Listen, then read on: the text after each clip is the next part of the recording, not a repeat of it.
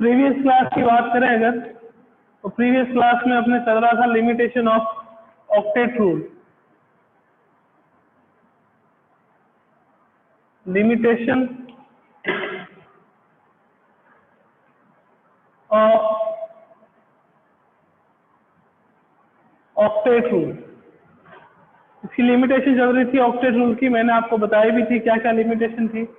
जैसे first limitation की बात करें तो मैंने आपको कहा था कि जैसे हाइड्रोजन है, लिथियम है और बेरिलियम है, उनके वैलेंस सेल में आपके पास क्या है कि 8 इलेक्ट्रॉन्स पॉसिबल नहीं है। वो क्या कर सकते हैं, इलेक्ट्रॉन लूज करके, या जैसे हाइड्रोजन की बात करें तो इलेक्ट्रॉन गेन करके इनर्ट गैस कॉन्फ़िगरेशन हीलियम जैसा क्या करते हैं, कॉन्फ़िगरेशन अटेंड करते हैं, उसके बाद भी वो स्टेबल है। ऑक्टेट रूल ने क्या कहा था कि अगर किसी एलिमेंट के वैलेंस सेल में 8 इलेक्ट्रॉन्स नहीं होंगे तो 8 इलेक्ट्रॉन नहीं होने पर वो आपके पास क्या नहीं होंगे, स्टेबल नहीं होंगे।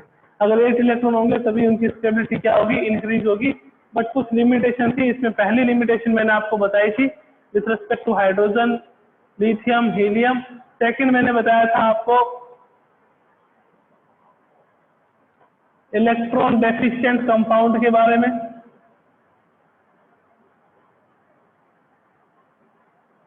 Electron deficient compound, sir electron deficient compound क्या होता है, वो कंपाउंड जिसमें octet of central atom incomplete हो, इनकम्प्लीट हो, उसको आप क्या कहते हो, उसको आप कहते हो इलेक्ट्रॉन डेफिशिएंट कंपाउंड। इसका एग्जांपल मैंने आपको बताया था BF3। थर्ड देखिएगा electron rich compound, electron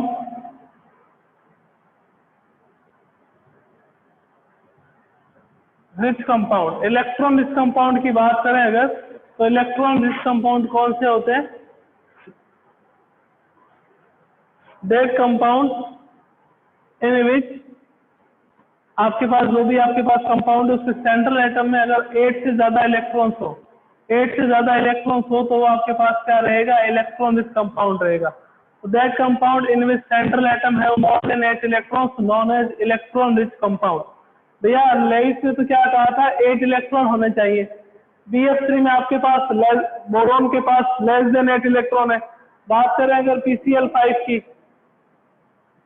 PCl5 में आपके पास जो सेंट्रल एटम है, कौन सा है सेंट्रल एटम, PCl5 में जो सेंट्रल एटम है वो आपके पास है फॉस्फोरस। और फॉस्फोरस में आपके पास क्या होगा, 8 से ज्यादा इलेक्ट्रॉन, यानी कि ये अपना ऑक्टेट को है एक्सपेंड कर रहा है, फिर भी ये स्टेबल है। कि सर कैसे है, तो देखिएगा कि फॉस्फोरस की बात करें तो फॉस्फोरस कितने पे आता है, 15 पे। कॉन्फ़िगरेशन देखोगे इसका 1s2, 2s2, 2p6, 3s2, 3p3, 1s2, 2s2, 2p6, 3s2, 3p3, 15 पे आता है। बात करें अगर क्लोरीन की, तो क्लोरीन कितने पे आता है, 17 पे। 1s2, 2s2, 2p6, 3s2, 3p5। यहाँ पे वैलेंस सेल में कितने इलेक्ट्रॉन, 5। यहाँ पे वैलेंस सेल में कितने इलेक्ट्रॉन, 7। ऑक्टेट कंप्लीट करने के लिए फॉस्फोरस को कितने इलेक्ट्रॉन की रिक्वायरमेंट है कि सर 3, और क्लोरीन को कितने इलेक्ट्रॉन की रिक्वायरमेंट है कि सर 1 की रिक्वायरमेंट है। तो देखिएगा आपके पास सेंट्रल एटम आ गया फॉस्फोरस, ये फॉस्फोरस का 1 इलेक्ट्रॉन, ये सेकंड इलेक्ट्रॉन, ये थर्ड इलेक्ट्रॉन, ये फोर्थ इलेक्ट्रॉन, और ये आपके पास का 5th इलेक्ट्रॉन। 1 2 3 4 5 वैलेंस सेल में इलेक्ट्रॉन है। ये आपके पास क्लोरीन 1 2 3 4 5 6 7, ये सेकंड क्लोरीन 1 2 3 4 5 6 7, ये थर्ड क्लोरीन 1 2 3 4 5 6 7, ये फोर्थ क्लोरीन आपके पास यहाँ आ गया क्लोरीन 1 2 3 4 5 6 7। यहाँ पे आपके पास क्लोरीन 1 2 3 4 5 6 7, ये फॉस्फोरस था, ये क्लोरीन का ऑक्टेट पूरा 8 इलेक्ट्रॉन, क्लोरीन का ऑक्टेट पूरा 8 इलेक्ट्रॉन, क्लोरीन का ऑक्टेट पूरा 8 इलेक्ट्रॉन, यहाँ पे भी क्लोरीन का ऑक्टेट कंप्लीट 8 इलेक्ट्रॉन्स, यहाँ पे भी क्लोरीन का ऑक्टेट कंप्लीट 8 इलेक्ट्रॉन। अब बात करें फास्फोरस की, कौन सा बॉन्ड पढ़ रहे हैं अपन? Covalent bond. कोवेलेंट बॉन्ड में क्या हो रहा है? इलेक्ट्रॉनों की शेयरिंग, यानी कि एक एलिमेंट दूसरे एलिमेंट को जितने इलेक्ट्रॉन देता है उतने ही इलेक्ट्रॉन वो वापस लेगा, उतने ही अगर इलेक्ट्रॉन वापस लेगा तो देखिएगा यहाँ पे ये फास्फोरस के पास अब कितने इलेक्ट्रॉन आ गए? 1 2 3 4 5 6 7 8 9 10। फास्फोरस के पास कितने इलेक्ट्रॉन हो गए? आपके पास 10 इलेक्ट्रॉन हो गए, यानी कि मोर देन 8 इलेक्ट्रॉन है। तो मोर देन 8 इलेक्ट्रॉन हो गया तो वो क्या कर रहा है? अपने ऑक्टेट को एक्सपेंड कर रहा है। और ये क्या हो गया? आपके पास एक्सेप्शन कह सकते हो, लिमिटेशन कह सकते हो, किसकी? लेविस रूल की या लेविस थ्योरी। तो ऐसे बहुत से कंपाउंड है, जैसे आपके पास आ गया SF6, इसमें सल्फर के पास 12 इलेक्ट्रॉन होते हैं, होने कितने चाहिए थे अकॉर्डिंग टू लेविस? 8 इलेक्ट्रॉन्स होने चाहिए थे। और SF6 में सल्फर के पास कितने रहते हैं? 6 सल्फर के खुद के, 6 क्लोरीन, तो कितने हो गए? 12। SF4 की बात कर लीजिए, SF4 में सल्फर के पास कितने हो गए? आपके पास 10। तो वो आपके पास कंपाउंड जिनके सेंट्रल एलिमेंट में 8 से ज्यादा इलेक्ट्रॉन्स हो, उनको आप क्या कहते हो? इलेक्ट्रॉन रिच कंपाउंड कहते हैं। और ये लिमिटेशन है किसकी? लेविस ऑक्टेट रूल की। फोर्थ देखिएगा नेक्स्ट,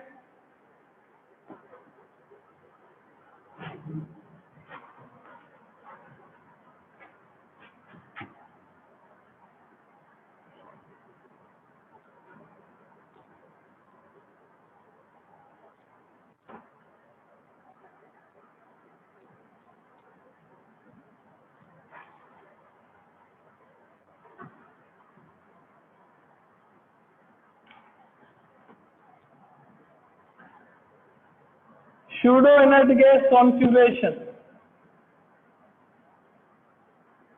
pseudo inert gas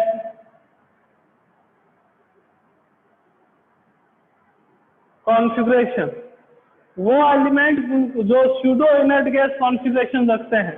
तो सर क्या होता है pseudo inert gas configuration? pseudo inert gas configuration का मीन्स हो गया कि वैलेंस शेल में आपके पास 18 इलेक्ट्रॉन होंगे। ऐसे एलिमेंट जिनके वैलेंस शेल में 18 इलेक्ट्रॉन है, वो कौन सा कॉन्फ़िगरेशन होता है? pseudo inert gas configuration. अब अगर pseudo inert gas कॉन्फ़िगरेशन किसी भी एलिमेंट में है तो वो भी आपके पास क्या रहेगा? स्टेबल होगा। कि सर एग्जांपल, तो एग्जांपल देखिएगा, आपके पास आ गया Zn कितने पे आता है? 30 पे। कॉन्फ़िगरेशन क्या लिखोगे इसका? 1s2 2s2 2p6 3s2 3p6 4s2 3d10। मैंने कहा Zl +2 में हो तो +2 में हो तो 1s2 2s2 2p6 3s2 3p6। Electron आपने लास्ट डी में फिल करा है, पर इलेक्ट्रॉन रिमूव कहां से होगा? 4s में से। कि सर क्यों? क्योंकि न्यूक्लियस से डिस्टेंस क्या है? ज्यादा है। अब देखिए 2 इलेक्ट्रॉन एस में, 6 इलेक्ट्रॉन पी में, 10 इलेक्ट्रॉन डी में, तो टोटल आपके पास कितने हो गए? 18 इलेक्ट्रॉन। तो वो एलिमेंट जिनके वैलेंस शेल में 18 इलेक्ट्रॉन है, उनका जो कॉन्फ़िगरेशन होता है वो कौन सा होता है? pseudo inert gas configuration. तो कौन सा कॉन्फ़िगरेशन होगा? pseudo inert gas configuration. तो भी क्या रहता है? स्टेबल। ऐसे ही डी ब्लॉक के बहुत से मेटल आयन हैं जिनके वैलेंस शेल में 8 इलेक्ट्रॉन नहीं होते, फिर भी वो क्या रहते हैं? स्टेबल होते हैं। फिर भी वो क्या रहेंगे? स्टेबल रहेंगे। तो ये लिमिटेशन थी किसकी? लेविस ऑक्टेट रूल की। एक और आती है इसमें fifth,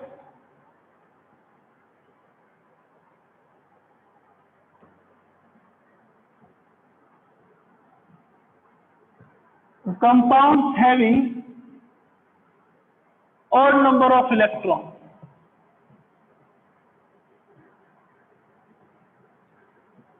odd number of electrons, वो कंपाउंड जिसके पास odd नंबर में इलेक्ट्रॉन्स प्रेजेंट हो। कैसा? कौन से? कि जैसे NO की बात कर लेते हैं। NO में देखते हो 7 इलेक्ट्रॉन नाइट्रोजन के, 8 इलेक्ट्रॉन आपके पास किसके हो गए? ऑक्सीजन के। टोटल आपके पास कितने हो गए? 16 इलेक्ट्रॉन। NO2 की बात कर लेते हैं। NO2 में आपके पास 7 प्लस कितने हो गए 16, तो कितने होगा 23। तो ये भी क्या रहते हैं, स्टेबल रहते हैं। तो ये लिमिटेशन थी किसकी, लेविस थ्योरी की। फर्स्ट लिमिटेशन थी कि elements like hydrogen, lithium, helium की भी बात कर लीजिए बनी, और वेरी इनके वैलेंस शेल में कितने इलेक्ट्रॉन्स नहीं होते, 8 इलेक्ट्रॉन्स नहीं होते, फिर भी ये स्टेबल है। सेकेंड हमारे पास आ गया electron deficient species. Electron deficient species कौन सी होती है, जिनके वैलेंस सॉरी जिनके सेंट्रल एटम के पास 8 इलेक्ट्रॉन्स नहीं, जिनके सेंट्रल एटम के पास 8 इलेक्ट्रॉन नहीं हो, उनको आप इलेक्ट्रॉन डेफिशिएंट स्पीसीज कहते हैं। फॉर एग्जाम्पल अपन देखा BF3। फिर आ जाता है आपके पास इलेक्ट्रॉन रिच स्पीसीज या इलेक्ट्रॉन रिच कंपाउंड। तो इलेक्ट्रॉन रिच कंपाउंड कौन से होंगे, जिनके सेंट्रल एटम में 8 से ज्यादा इलेक्ट्रॉन हो। For example PCl5, for example SF6, for example SF4। तो ये सारे इसके एग्जाम्पल है इलेक्ट्रॉन रिच स्पीसीज या इलेक्ट्रॉन रिच कंपाउंड। फिर आपके पास क्या आता है, सॉरी फोर्थ या फिर जो भी है नंबरिंग आप देख लेना, स्यूडो इनर्ट गैस कॉन्फ़िगरेशन। वो एलिमेंट जिनके वैलेंस शेल में 18 इलेक्ट्रॉन हो, 8 ना 18, 8 हो तो आप क्या कहोगे, इनर्ट गैस कॉन्फ़िगरेशन। 18 इलेक्ट्रॉन हो तो उसको अपन कहते हैं स्यूडो इनर्ट गैस कॉन्फ़िगरेशन। तो वो भी आपके पास क्या रहते हैं, स्टेबल रहते हैं। फिर नेक्स्ट आपके पास आता है compound having odd number of electron. जैसे आपके पास NO आ गया, NO2 आ गया, इसमें number of electron odd number में है, फिर भी ये क्या है, स्टेबल। तो ये लिमिटेशन हो गई। स्टेबल करने से एग्जिस्ट करते हैं। नाइट्रोजन मोनोऑक्साइड, नाइट्रोजन डाइऑक्साइड, ये आपके पास से कंपाउंड ऐसे हैं जो एग्जिस्ट करते हैं। तो ये आपके पास हो गई लेविस ऑक्टेट रूल की जो लिमिटेशन थी वो कंप्लीट हुई। नेक्स्ट थ्योरी अपन स्टार्ट करेंगे अभी, VBT valence bond theory.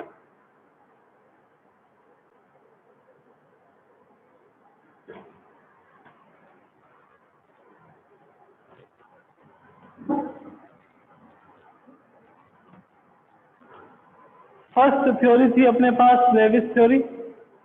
Second theory अपन अभी स्टार्ट कर रहे हैं, वैलेंस बॉन्ड थ्योरी।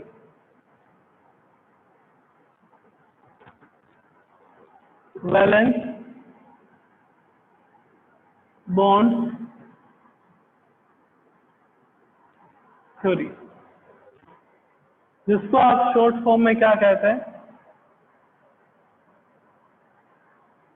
VBT कहते हैं, वैलेंस बॉन्ड थ्योरी। आइए पढ़ते हैं इसके बारे में कुछ। गिवन बाय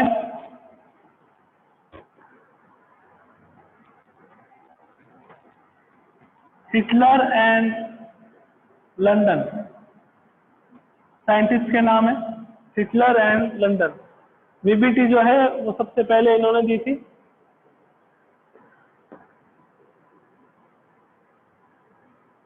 एक्सटेंडेड बाय,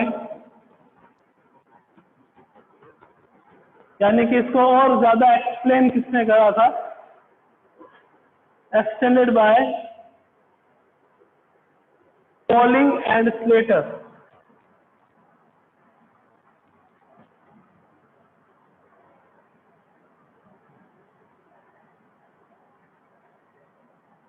इसको वैलेंस बॉन्ड थ्योरी क्यों कहते हैं, क्या reason? Because in bond formation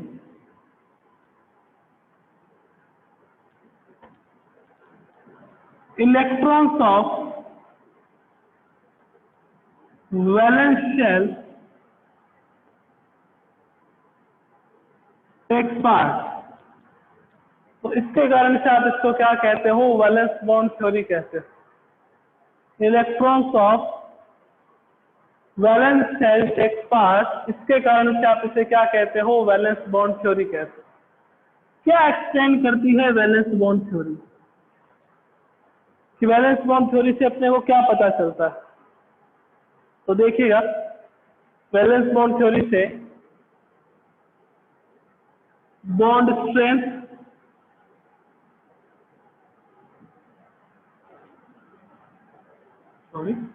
formation of covalent bond,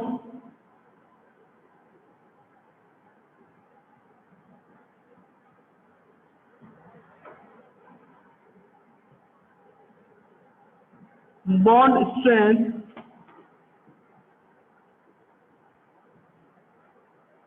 and directional properties of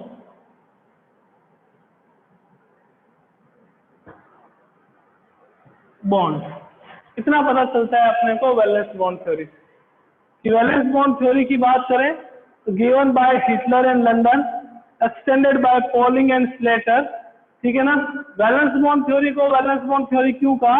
because in bond formation electrons of valence shell takes part. क्या क्या एक्सप्लेन करती है? VBT explain formation of covalent bond, कि covalent bond का formation कैसे होता है।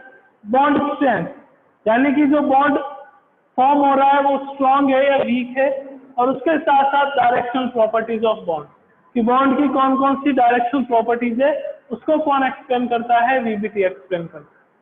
VBT कहता क्या है कि अगर आपको क्या करना है कि बॉन्ड का फॉर्मेशन करना है दो एटम के, तो दो एटम के बॉन्ड के फॉर्मेशन के लिए एटम को पास पास में आना पड़ेगा। एटम को पास पास में आना पड़ेगा कि सर क्यों? क्योंकि जब एटम पास पास में आएंगे तो उनके एटॉमिक ऑर्बिटल जो है वो एक दूसरे से कंबाइन होंगे। तो उनके जो एटॉमिक ऑर्बिटल्स हैं वो एक दूसरे से क्या होंगे? कंबाइन होंगे। तो वीबीटी कहती क्या है? देखिएगा, according to VBT,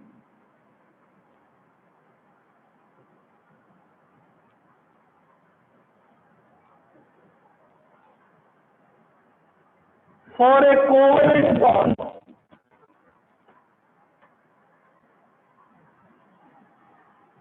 to be formed,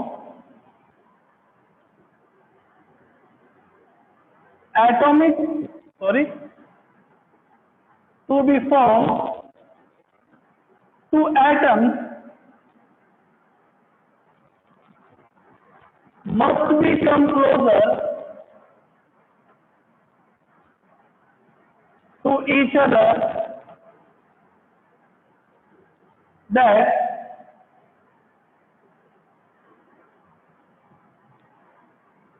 their atomic orbitals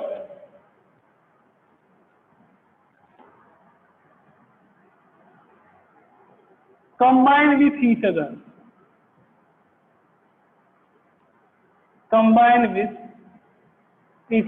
ये वीबीटी का स्टेटमेंट। दोबारा एक बार मैं आपको एक्सप्लेन कर देता हूं वीबीटी के बारे में। वीबीटी फुल फॉर्म है इसकी valence bond theory, given by Heitler and London, extended by Pauling and Slater. VBT को वीबीटी क्यों कहते हैं? Because in bond formation electrons of valence shell takes part. क्या क्या चीजें एक्सप्लेन करती है? Formation of covalent bond, bond strength and directional properties of the bond को एक्सप्लेन करती है। मेन स्टेटमेंट क्या है वीबीटी का?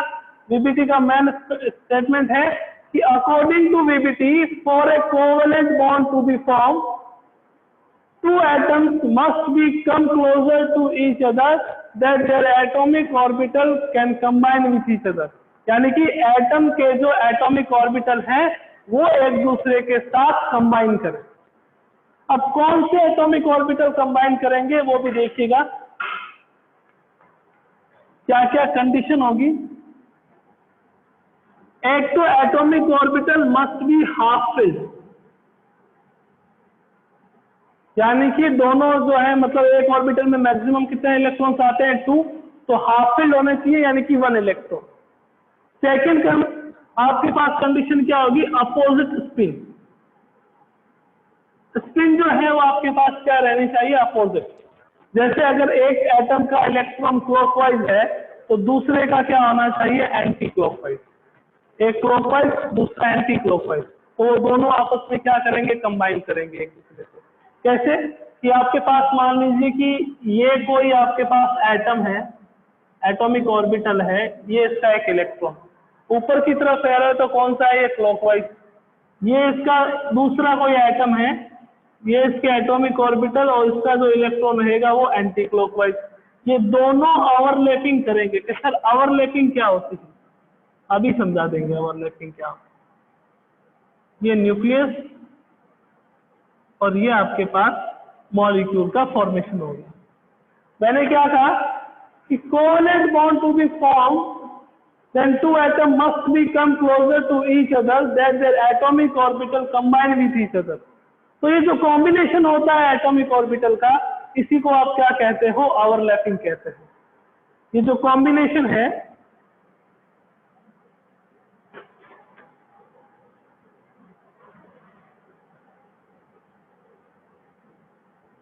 combination of atomic orbitals is known as overlapping, is known as overlapping। इसको अपन क्या कहते हैं, ओवरलैपिंग। एटॉमिक ऑर्बिटल जब एक दूसरे के साथ कंबाइन होते हैं, इस प्रोसेस को अपन क्या कह देते हैं, ओवरलैपिंग कह देते हैं। और जो ऑर्बिटल्स का फॉर्मेशन होता है उसको ओवरलैप्ड ऑर्बिटल्स कहते हैं। ओवरलैपिंग कब होगी, जब एटॉमिक ऑर्बिटल हाफ फिल्ड होंगे। एटॉमिक ऑर्बिटल आपके पास क्या होंगे, हाफ फिल्ड होंगे। और एटॉमिक ऑर्बिटल की जो स्पिन है वो आपके पास कौन सी रहेगी, अपोजिट स्पिन रहेगी। तभी वो क्या करेंगे, एक दूसरे के साथ ओवरलैपिंग करेंगे। एक दूसरे के साथ क्या करेंगे, ओवरलैपिंग करेंगे। आप अभी ये बताइए कि स्टेबिलिटी कैसे पता चलती है। वीबीटी क्या क्या एक्सप्लेन करती है, फॉर्मेशन ऑफ कोवेलेंट बॉन्ड। कि चलो फॉर्मेशन ऑफ कोवेलेंट बॉन्ड तो किससे होगा सर, ओवरलैपिंग से होगा। मान लिया हमने ओवरलैपिंग से होगा, हमें समझ भी आ गया। बॉन्ड स्ट्रेंथ कैसे पता चलेगी और डायरेक्शनल प्रॉपर्टीज कैसे पता चलेगी। तो आइए बात करते हैं बॉन्ड स्ट्रेंथ के बारे में कि बॉन्ड स्ट्रेंथ कैसे पता चलेगी।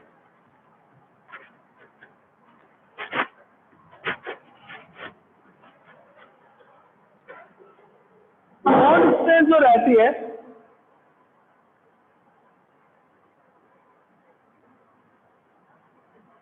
डायरेक्टली प्रोपोर्शन होती है extent of overlapping. Extent of overlapping, जितनी ज्यादा ओवरलैपिंग हो रही है दो एटॉमिक ऑर्बिटल्स के बीच में, उतनी ही ज्यादा क्या रहेगी, बॉन्ड स्ट्रेंथ। यानी कि उतना ही ज्यादा बॉन्ड जो होगा वो आपके पास स्ट्रॉन्ग बॉन्ड होगा। जितनी ज्यादा ओवरलैपिंग उतनी ही ज्यादा बॉन्ड स्ट्रेंथ, मीन्स उसका बॉन्ड जो हो दो एटम्स के बीच में उतना ही स्ट्रॉन्ग रहेगा और आपको उतनी ही हाई अमाउंट ऑफ एनर्जी की रिक्वायरमेंट होगी बॉन्ड को डिसोशिएट करने के लिए। ठीक है ना। तो सेकंड पॉइंट भी क्लियर हुआ कि बॉन्ड स्ट्रेंथ को कैसे एक्सप्लेन करता है, कि बॉन्ड स्ट्रेंथ जो है वो एक्सटेंट ऑफ ओवरलैपिंग पे डिपेंड करती है। एक्सटेंट ऑफ ओवरलैपिंग पे डिपेंड करती है। कि सर ये कैसे पता चलेगा कि ओवरलैपिंग किसकी ज्यादा हो रही है और किसकी कम हो रही है। तो आइए देखते हैं कि जो एक्सटेंट ऑफ ओवरलैपिंग है, एक्सटेंट ऑफ ओवरलैपिंग वो दो टाइप पे डिपेंड करती है, दो या तीन टाइप पे डिपेंड करती है। सबसे पहला आपके पास आता है टाइप ऑफ ऑर्बिटल। सेकंड आपके पास आता है टाइप ऑफ ओवरलैपिंग।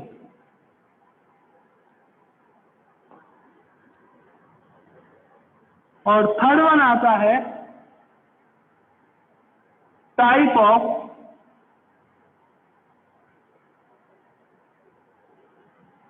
हाइब्रिडाइजेशन।